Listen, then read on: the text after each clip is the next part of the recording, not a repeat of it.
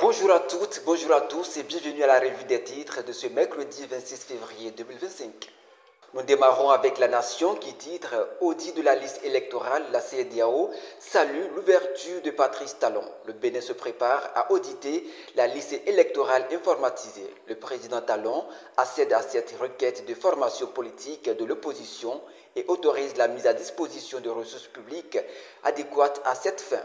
Amadou Diong, représentant résident de la CEDEAO au Bénin, approuve cette démarche. En gros noir sur blanc, le matinal titre Deuil national, le préfet du Zou est mort et clarifie le contexte de sa disparition.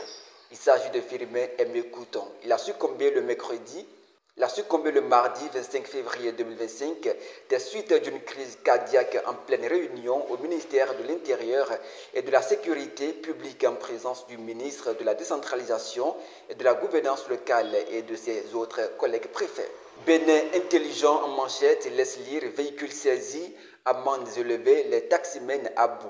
Les chauffeurs de taxi auto dénoncent des contrôles policiers jugés abusifs, des amendes aléatoires et des véhicules envoyés en fourrière.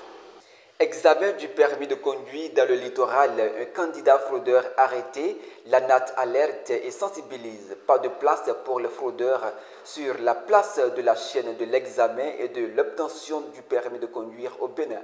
L'Agence nationale des transports terrestres n'entend faire aucune concession, titre Le Potentiel.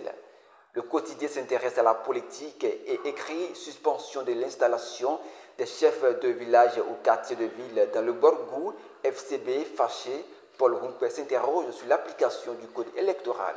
Le leader du jour nous informe qu'à l'Assemblée nationale du Bénin, les députés en session extraordinaire dès demain jeudi, des projets de loi sont inscrits à l'ordre du jour. Cette session est prévue ce jeudi 25 février au Palais des gouverneurs à 10h.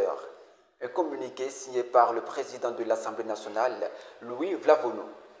Pour boucler dans le septentrion, Dabarou nous parle d'une innovation d'une salle de classe numérique au CG Banikwara. Les élèves sont préparés aux défis technologiques. Le quotidien nous rapporte que la mairie de Cotonou suspend les chantiers illégaux relatifs à la construction de la route des pêches. Stop est fait pour cette revue des tirs que nous vous remercions d'avoir suivi. Au revoir.